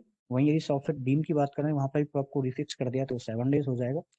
और यदि प्रॉप स्लैब को कम टर्म परमानेंटली यदि अपन को हटाना है और स्पान की वैल्यू क्या है 4.5 मीटर के बीच में है, तो टाइम होगा 7 डेज। और यदि स्पान ग्रेटर देन 4.5 मीटर है तो टाइम क्या रहेगा 14 डेज तक रहता है। फिर अपन बात करते हैं प्रॉप ऑफ बीम की। यदि स्पान अप टू 6 मीटर है तो टाइम रहेगा 14 डेज, और अप टू मतलब ग्रेटर देन 6 मीटर है तो टाइम क्या रहेगा अपना 21 डेज फॉर स्ट्रिपिंग टाइम रहेगा स्लैब और बीम्स के अंतर्गत। ऐसे अपन बात करते हैं under water concreting. Under water concreting कैसे की जाती है, मेनली सबसे पहले ये अपना क्लोज आता है। तो concrete is often required to be place under water in a trench filled with the bentonite slurry. सबसे पहले अपन क्या करेंगे, ट्रेंच प्रिपेयर करेंगे, इसके अंदर अपन कॉन्क्रीट को फिल करना है। और मेनली टर्मी पाइप को अपन यूज करते हैं, जिसकी जो डायमीटर है वो अप्रोक्सीमेटली 20 सेंटीमीटर के समथिंग होती है। इससे क्या होगा, आसानी से इसकी लेंथ को डिक्रीज या इंक्रीज किया जा सकता है टर्मी पाइप को। टर्मी पाइप के ऊपर पे एक फनल होगा जिससे अपन क्या करेंगे, कॉन्क्रीट को इसके अंतर्गत पोर करेंगे। फिर ये अपना टर्निंग पाइप का हो गया। उसके बाद अपन कॉम्पैक्शन और कॉन्क्रीट की बात करें, भाई अपन देखा प्लेसिंग टर्निंग पाइप से अपन क्या कर सकते हैं, ट्रांसपोर्ट करके प्लेसिंग कर सकते हैं। कॉम्पैक्शन की बात करें तो compaction concrete process adopted to expelling the entrapped air from the concrete, यानी कॉन्क्रीट के अंतर्गत जो वॉइड्स एनट्रैप्ड हो गए हैं, ठीक है, तो उसको अपन को क्या करना है, रिमूव करना है। तो lower the workability higher the amount of air entrap, जितनी ज्यादा वर्टिलिटी कम होगी उसके अंदर उतनी ज्यादा एयर एंट्रैप ज्यादा रहेगी। तो अब एयर को यदि अपन ने रिमूव नहीं किया तो अल्टीमेटली 5% वर्ड्स जो अभी कॉन्क्रीट के रिड्यूस कर देंगे 30%, यानी कॉन्क्रीट के अंदर 5% वर्ड्स यदि रह गए एंट्रैप रह गए, तो कॉन्क्रीट की स्ट्रेंथ को अप टू 30% तक क्या कर देते हैं, डिक्रीज कर देते हैं। यदि 10% वर्ड्स रह गए तो स्ट्रेंथ को 50% तक भी डिक्रीज कर सकते हैं। और कौन कौन से मेथड है कॉम्पैक्शन के वो यूज करते हैं, जैसे हैंड कॉम्पैक्शन की बात करें तो रोडिंग हो सकता है, रैमिंग हो सकता है, टेम्परिंग हो सकता है, जो स्मॉल स्केल पे यूज किया जाता है। फिर अपन बात करते हैं कॉम्पैक्शन बाय वाइब्रेशन। अब वाइब्रेशन के अंदर इंटरनल वाइब्रेटर या निडल वाइब्रेटर होते हैं, जिनको मेनली अपन कॉलम के अंतर्गत अपन इंसर्ट करते हैं। फेमर वाइब्रेटर जिसको अपन एक्शन वाइब्रेटर कहते हैं, फेमर के साथ सब्जेक्ट करते हैं, फेमर को वाइब्रेट किया जाता है। टेबल वाइब्रेटर है, प्लेटफॉर्म वाइब्रेटर है, सरफेस वाइब्रेटर जो अपन कहाँ यूज करते हैं, मेनली स्लैबिंग जहाँ पे होता है या फिर रोड कंस्ट्रक्शन होता है वहाँ पर अपन यूज कर सकते हैं। वाइब्रेटिंग रोलर हो सकते हैं। इसके अलावा कॉम्पैक्शन बाई प्रेशर और जोल्टिंग भी कर सकते हैं, कॉम्पैक्शन बाई स्पिनिंग भी अपन कर सकते हैं, वे भी कॉन्क्रीट को प्लेसिंग करने के बाद।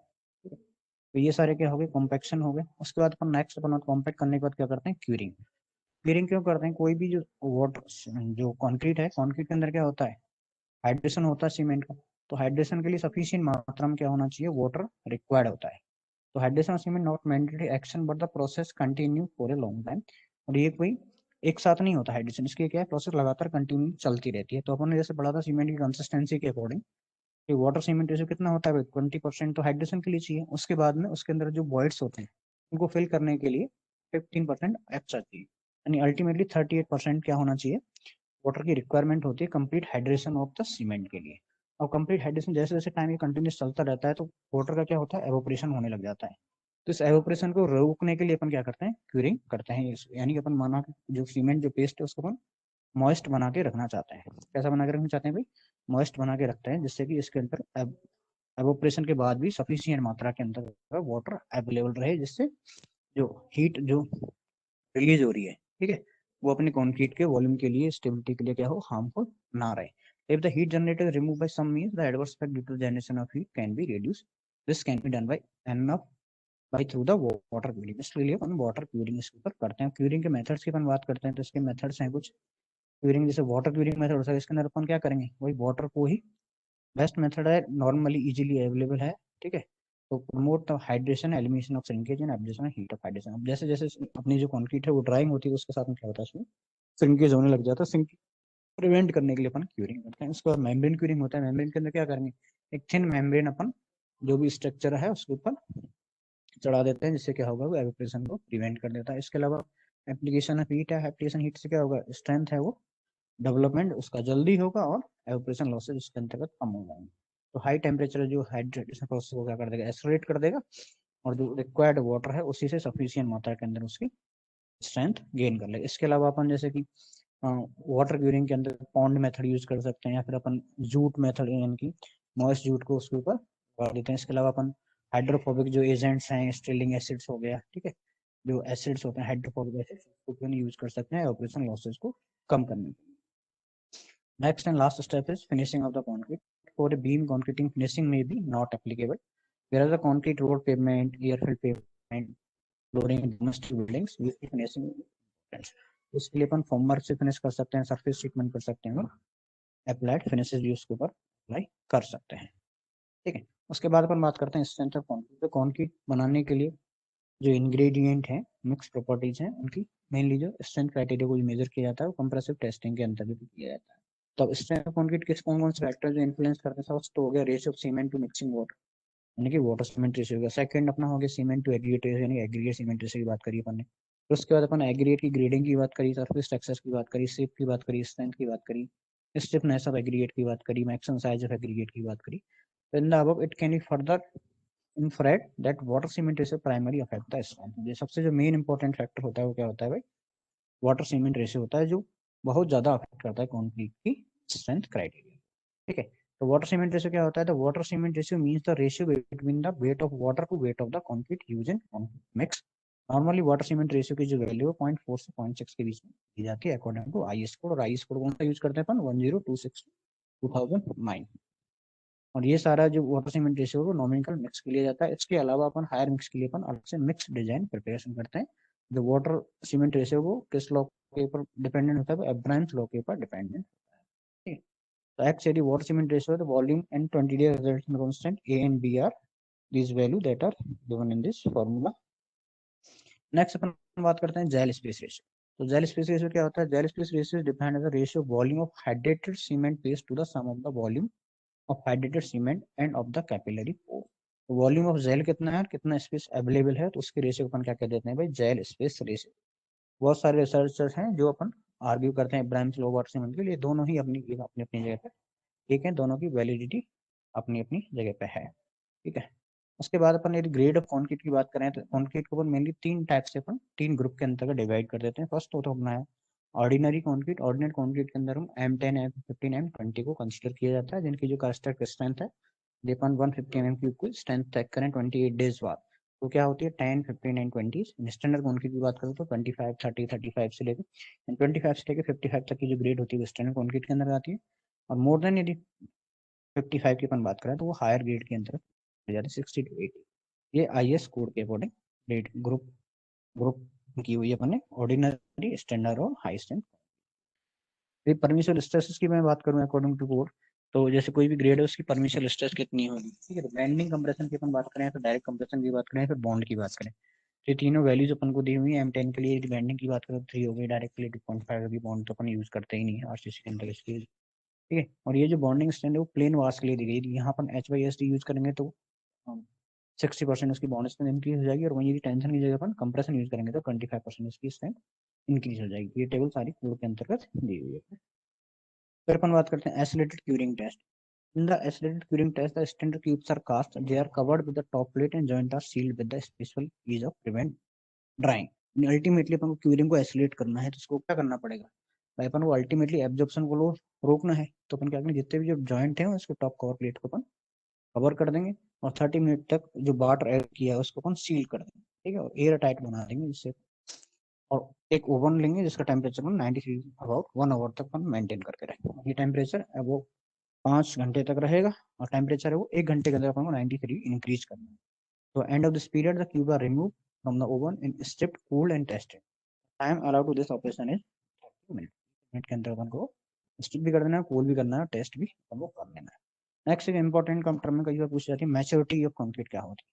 तो मेनली जो कंक्रीट की जो मैच्योरिटी स्ट्रेंथ गेन करने का जो प्रॉपर्टी है, तो ये किस किस के ऊपर डिपेंड करता है, टेम्परेचर के ऊपर डिपेंड करता है और टाइम के ऊपर डिपेंड करता है कि कितने टाइम के अंतर्गत कंक्रीट अपनी मैच्योर होगी और किस टेम्परेचर के ऊपर मैच्योर हो जाएगी। तो मैच्योरिटी की जब हम बात करते हैं तो strength of develop concrete depends on both time and temperature. It can said strength of function of the summation of product time and temperature.